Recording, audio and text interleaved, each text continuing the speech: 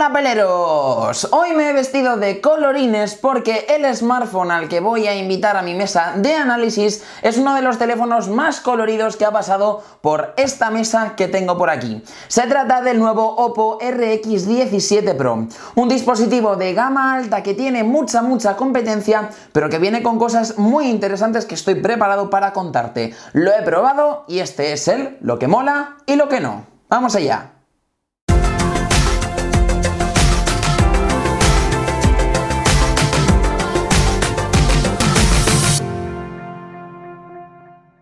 Antes de que empiece a contaros cosillas que me han gustado y cosillas que no me han gustado de este Oppo RX17 Pro, voy a poneros en contexto y a contaros un poquito cuál es el concepto de este dispositivo, que desde luego no encaja con ningún otro teléfono que habíamos visto hasta el momento. En este caso es uno de los teléfonos flagship de la compañía que, como ya sabéis, ha aterrizado hace unos poquitos meses en Europa, y en este caso estamos ante un dispositivo que lo tiene prácticamente todo. Hablamos de un teléfono de gama alta, hablamos de un teléfono que tiene una cámara muy potente, que tiene un sistema operativo bastante interesante, pero sobre todo que prima por tener características de gama alta a un precio bajo.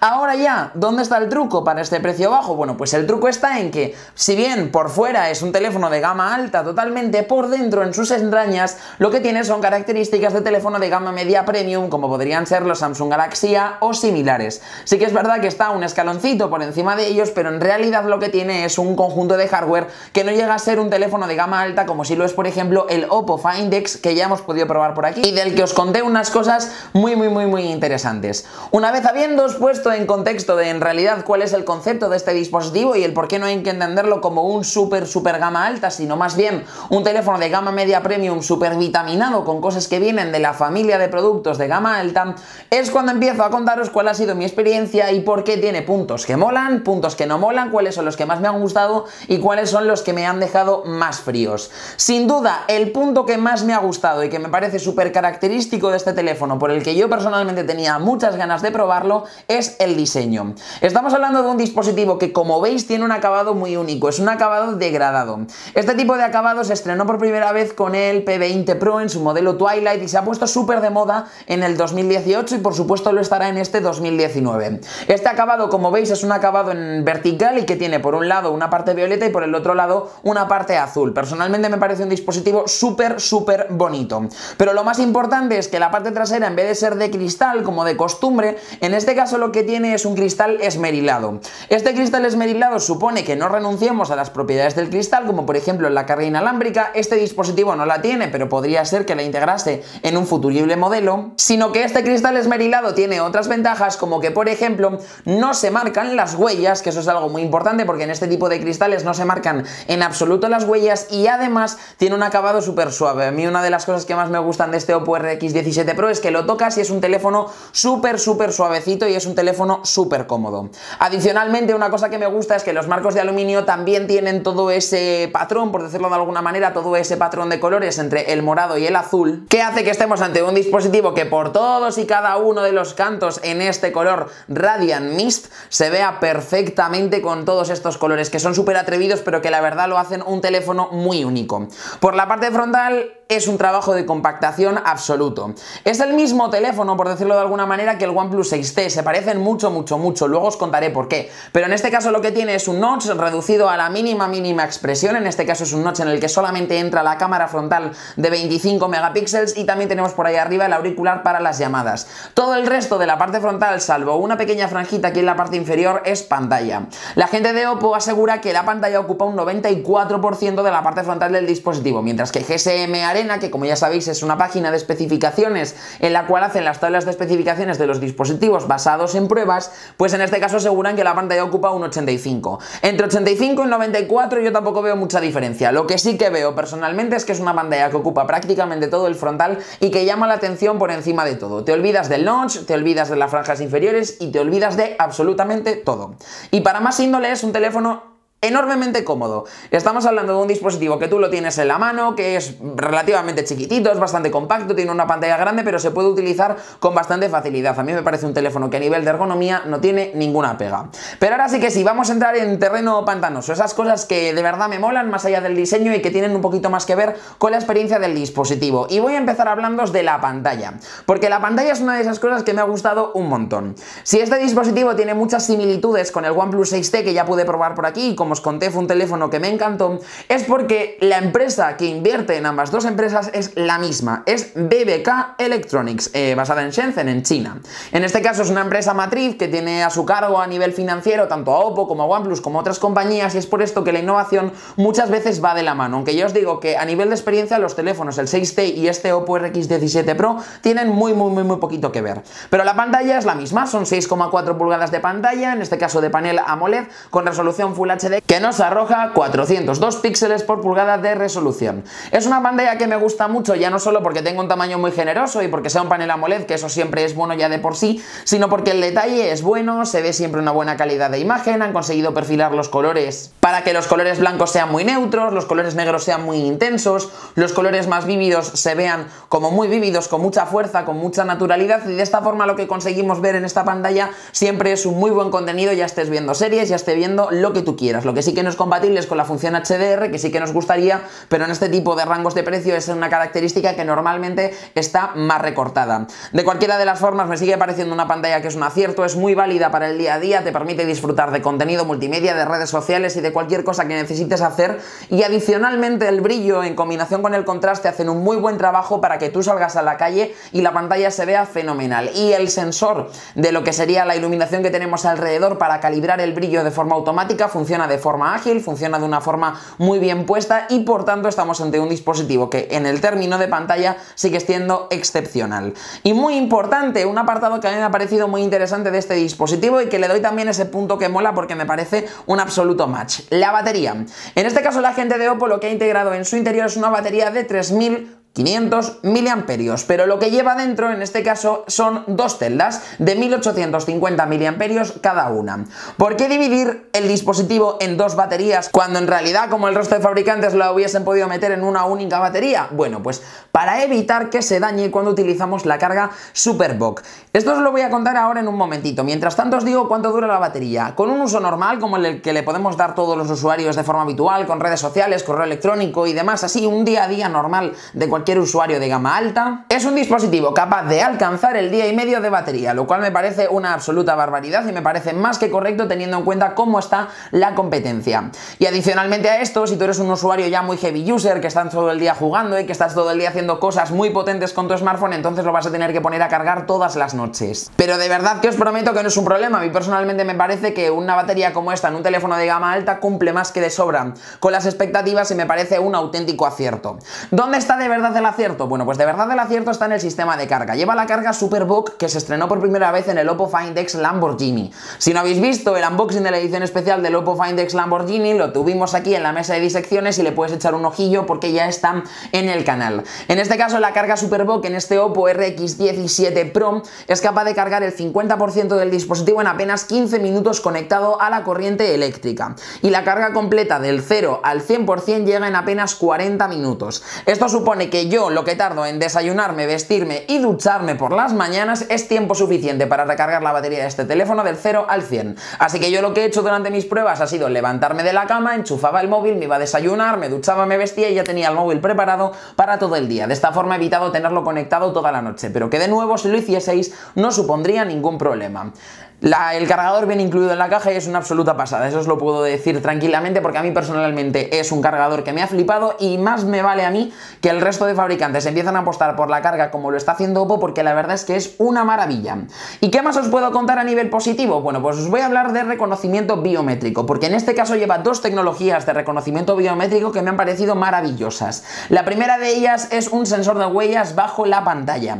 Esto es una característica que, como os contaba antes, viene principalmente de de los teléfonos de gama alta y está pensado para que yo coloque el dedo sobre el panel y se desbloquee el dispositivo. Esto lo llevan ahora mismo teléfonos como el Mate 20 Pro, el OnePlus 6T, lo lleva también el último Galaxy S10 Plus, y la verdad es que es una tecnología que se va a poner muy de moda en este 2018 y que a mí personalmente me parece muy interesante. Además, este sensor de huellas bajo la pantalla se comporta muy bien, es tan sencillo como colocar, deslizar el dispositivo un poquito por la pantalla, no hay ni siquiera que apretar sobre el panel y en este caso ya se desbloquearía reconociendo nuestra huella dactilar. Adicionalmente a esto, con la cámara que tenemos en la parte superior es capaz de reconocer nuestro rostro, podemos configurarlo para el desbloqueo facial y en ese sentido es tan fácil como levantar el teléfono, nos reconoce la cara y ya tendríamos el dispositivo desbloqueado para poder utilizarlo con total tranquilidad. Desde que yo enciendo el dispositivo hasta que está desbloqueado pasan apenas unos muy poquitos segundos, este reconocimiento funciona muy rápido y muy bien.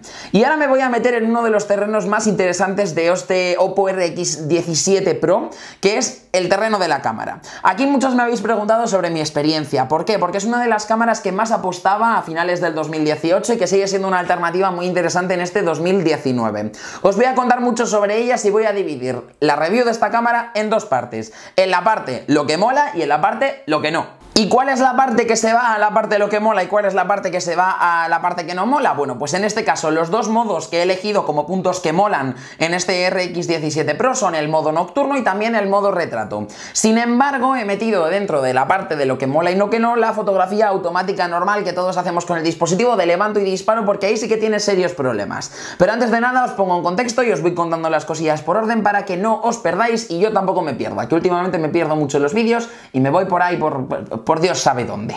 En este caso, tres sensores, muy importante. Voy a introduciros el primero, que es el que me va a servir para explicaros cómo funciona el modo noche. El sensor que hay en el centro es un sensor de 12 megapíxeles de apertura variable. Apertura variable como ya estrenó por ejemplo el Galaxy S9 Plus y de momento es el único teléfono que le tenía en el mercado hasta la llegada de este teléfono de Oppo, que consiste en que, igual que las cámaras reflex o incluso algunas cámaras compactas avanzadas, el diafragma es capaz de cambiar la apertura para permitir el paso de más o menos cantidad de luz hacia el sensor. De esta forma, el diafragma puede ir desde f1.5, que sería la apertura más luminosa, hasta f2.4, que sería un poquito más cerrada y oscura para hacer fotografías en unas condiciones que sean un poquito más complejas. Desde luego, esto no es equivalente con las cámaras reflex, así que no lo toméis como referencia, pero que sepáis que tiene esas dos aperturas para un sensor tan sumamente pequeño como el que se incluye dentro de las cámaras de los móviles. El que tengamos esta apertura variable supone que cuando nos vamos a modos nocturnos y abrimos el diafragma hasta ese f1.5 vamos a poder tomar fotografías nocturnas con muchísimo detalle, y dentro del modo nocturno que tiene la aplicación de cámara, ese modo noche, podemos hacer fotografías que son espectaculares. Personalmente me parece que la cámara en términos de fotografía nocturna no tiene competencia, es la que más me ha gustado hasta el momento, tiene colores muy vívidos, el procesado es muy natural, no pierde prácticamente detalle. De verdad que las fotografías en término nocturno son impresionantes, a mí me han maravillado y me parece una de las cosas más características de este Oppo RX17 Pro. Estaría muy de la mano a nivel de fotografía nocturna de los grandes teléfonos en este sentido, como puede ser por ejemplo el Pixel 3 XL con el modo Night Sight, o por supuesto también por ejemplo el Huawei Mate 20 Pro con su modo noche, que a mí, como ya sabéis, me encanta. Hay que cogerle el truquillo, pero cuando se lo pillas es maravilloso. Y el siguiente punto que meto también dentro de esta colección de puntos que molan sería el modo retrato. ¿Por qué lo meto aquí? Bueno, pues porque tiene una segunda cámara que está en esta parte inferior, que es menos luminosa, es un f2.6, pero tiene 20 megapíxeles de resolución. Esta cámara solamente nos sirve para recoger información para el modo retrato, pero no nos va a servir para hacer un zoom 2x, así que en este caso no tenemos teleobjetivo de ningún tipo.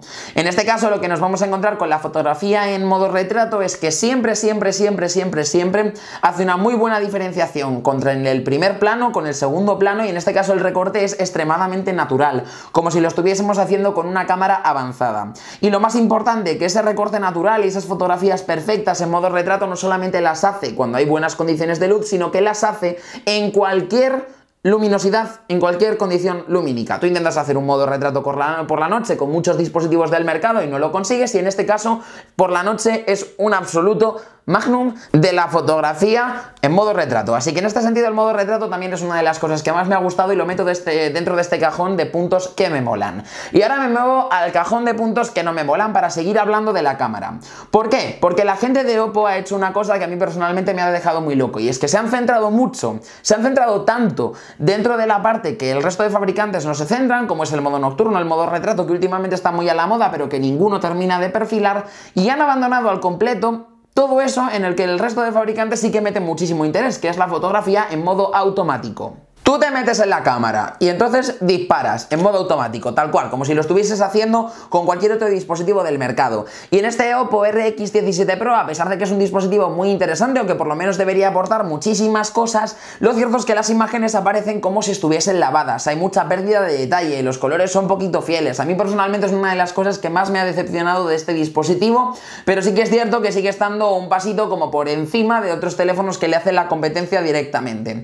Sí que es verdad que la cámara en este término de condiciones no es una maravilla, es una cámara que hace fotos y que tampoco hace fotos especialmente buenas, pero sí que es cierto que yo personalmente me quedo con ella para fotografía nocturna y para el modo retrato. Aquí ya depende un poco de lo que necesites. Yo en mi caso la fotografía automática es algo a lo que le saco mucho partido y sí que es verdad que me ha dejado un poquito frío, pero yo este teléfono me lo llevaría para sesiones de fotos en la noche.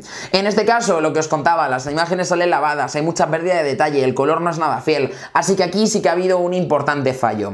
Y por último os quiero hablar sobre el tercer sensor, ese que la gente promete de Oppo, prometen que es un tercer sensor que nos sirve para hacer fotografía, pero que en realidad no es un sensor de cámara como tal. Está colocado en la parte superior y es un sensor 3D capaz de medir todos nuestros movimientos que hacemos con el cuerpo de una forma muy automática, como por ejemplo ya lo hacía el Kinect de Xbox hace ya unos cuantos años, y esta tecnología va a llegar en este 2019 a los principales móviles del mercado. Esta tecnología lo que nos permite es usar tanto en foto como en vídeo los Omojis, que son la copia de los Animojis de la gente de Apple, pero que podemos utilizar en fotografía y en vídeo para ser muñecos animados, por ejemplo cuando estamos bailando o cualquier cosa por el estilo. Más allá de esto no tiene una función real, así que yo también lo meto en el baúl de cosas que no me molan, porque me parece un añadido que pocas veces vamos a utilizar y se lo podrían haber ahorrado.